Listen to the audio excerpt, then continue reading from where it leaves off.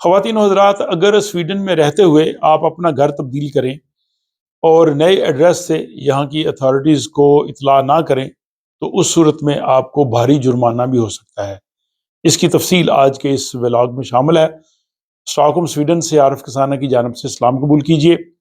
آپ لوگوں کا بہت شکریہ کہ آپ اس چینل کو بہت سپورٹ کرتے ہیں،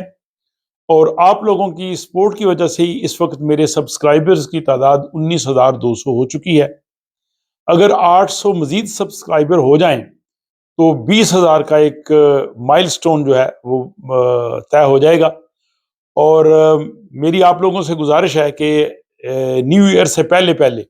اگر آپ سب لوگ اس چینل کو اپنے دوست احباب کو بھی بتائیں، یا جن لوگوں نے ابھی سبسکرائب نہیں کیا وہ کر لیں، تو 800 مزید سبسکرائبر آ جائیں گے تو پھر 20,000 اس چینل کے سبسکرائبر ہو جائیں گے۔ اس کے لیے میں آپ لوگوں سے گزارش بھی کرتا ہوں اور آپ کا شکریہ بھی ادا کروں گا کہ اگر آپ اس کو سبسکرائب کریں۔ اب آج کے موضوع کی طرف چلنے سے قبل ایک اور انفارمیشن، خصوصی طور پہ جو اسٹاک ہوم میں لوگ رہتے ہیں ان کے لیے، کہ اسٹاک ہوم شہر کے وسط کا کچھ علاقہ ہے، اس کے لیے ایک ملیو زون 3 بنانے کا اعلان کیا گیا تھا، جس پہ جو ہے وہ عمل درآمد یہ ہونا تھا دسمبر میں،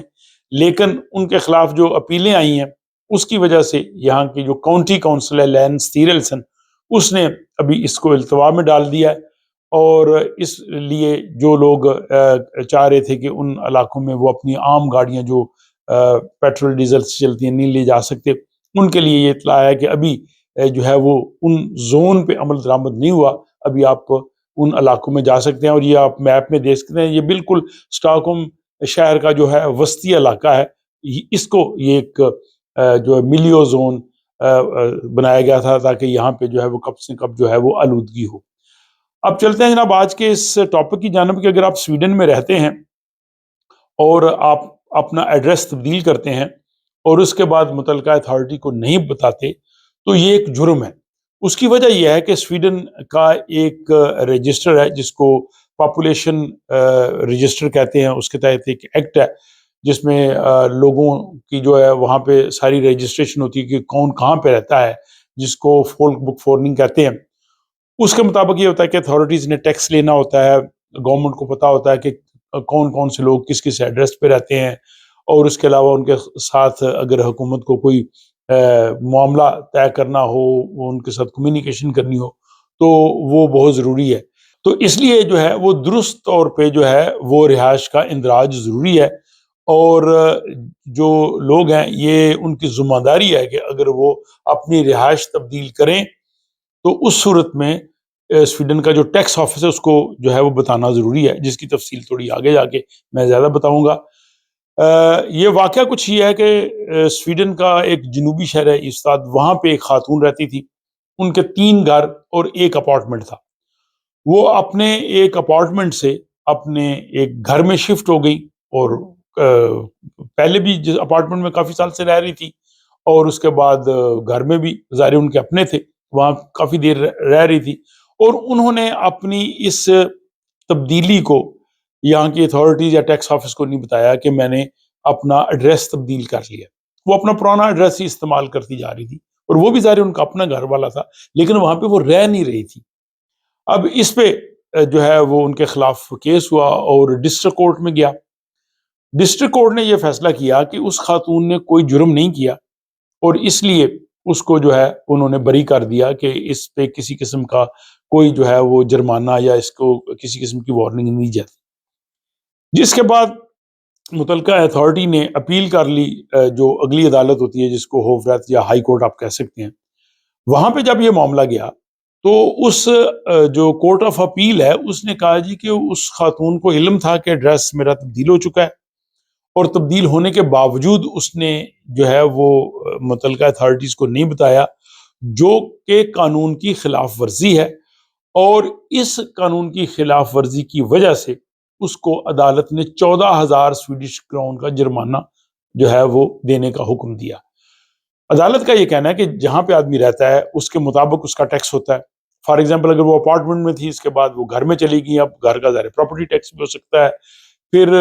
جو دیگر حکومت نے، جیسے کہ میں نے شروع میں کہا کہ تمام معاملات کے لیے جو ہے وہ درست معلومات کا ہونا ضروری ہے، تو اس لیے स्वीडन में अगर आप रहते हैं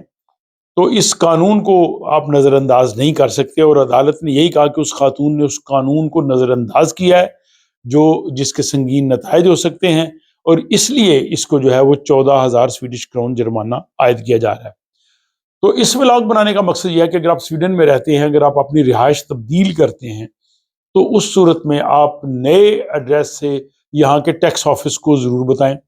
उसका बिल्कुल आसान तरीका है कि यहाँ का जो नेशनल टैक्स ऑफिस है स्काती मिंदियतन, उनकी वेबसाइट पे जाके ऑनलाइन आपने लॉग इन करके बताना है कि मैं इस एड्रेस से फलां एड्रेस पे फलां डेट से शिफ्ट हो गया हूँ। ये बहुत ज़रूरी है। दूसरा ये भी है कि आप के घर में जो लोग रह रहे हैं, आपको इल्म हो कि कौन कौन लोग रह रहे हैं, और ये भी इस हवाले से भी कई दफ़ा बात हुई है कि ऐसे लोग आपके घर के पे रजिस्टर ना हो जो वहाँ पे नहीं रहते, या आप उनको नहीं जानते वो क्या करते हैं, लेकिन उनकी डाक भी अगर आपके घर आती है तो ये भी एक मसला है। तो लेकिन अगर आप उन्हें जानते हैं या अगर आप से उनका ताल्लुक है तो वो एक अलग बात है, लेकिन इस चीज़ को चेक करना भी जो है वो बड़ा ज़रूरी है। और इसके अलावा अगर आप स्वीडन से कुछ देर के लिए यहाँ से जा रहे हैं, आपके बच्चे जा रहे हैं, यहाँ पढ़ नहीं रहे, तो स्कूल को बताना भी ज़रूरी है। फॉरशेकरिंग कासे को बताना ज़रूरी है जहाँ से बच्चों का अलाउंस आता है। अगर आपके बच्चे यहाँ रह ही नहीं रहे और उनका आप अलाउंस ले रहे हैं या स्कूल में जा रहे हैं, तो ये भी एक मसला हो सकता है। तो इसलिए उन अथॉरिटीज़ को, स्कूल को, फॉरशेकरिंग कासे को, टैक्स को अपनी तमाम तरीन तब्दीलियों के हवाले से बताना बहुत ज़रूरी है। और एक और बहुत सवाल करते हैं लोग कि जी अगर हम स्वीडन से कुछ अरसे के लिए चले जाएं तो हमारी नेशनलिटी को क्या होगा, कितनी अरसा तक हमारी नेशनलिटी बरकरार रह सकती है। तो इस हवाले से बहुत पहले मैंने एक व्लॉग बनाया था जिसमें इसकी तमाम तर तफसीलात मौजूद हैं। तो वो आप इस व्लॉग के बाद उसका ये लिंक आ रहा है, उसको आप देख सकते हैं, जिससे आपके उन तमाम सवालों के जो है जवाब मिल सकेंगे। आज के व्लॉग के हवाले से अपनी राय का इजहार ज़रूर कीजिए। अगर आप समझते हैं कि आपके दोस्त अहबाब के लिए भी ये फ़ायदेमंद है तो आप जो है वो उन्हें ये शेयर कर सकते हैं। और जैसा कि मैंने शुरू में गुजारिश की कि आपने दोस्त साहब को बताइए ताकि वो भी इस चैनल को सब्सक्राइब करें, ताकि इस साल में ही हम इस 20,000 सब्सक्राइबर की जो है वो फिगर तक पहुंच सके। आपका बहुत शुक्रिया।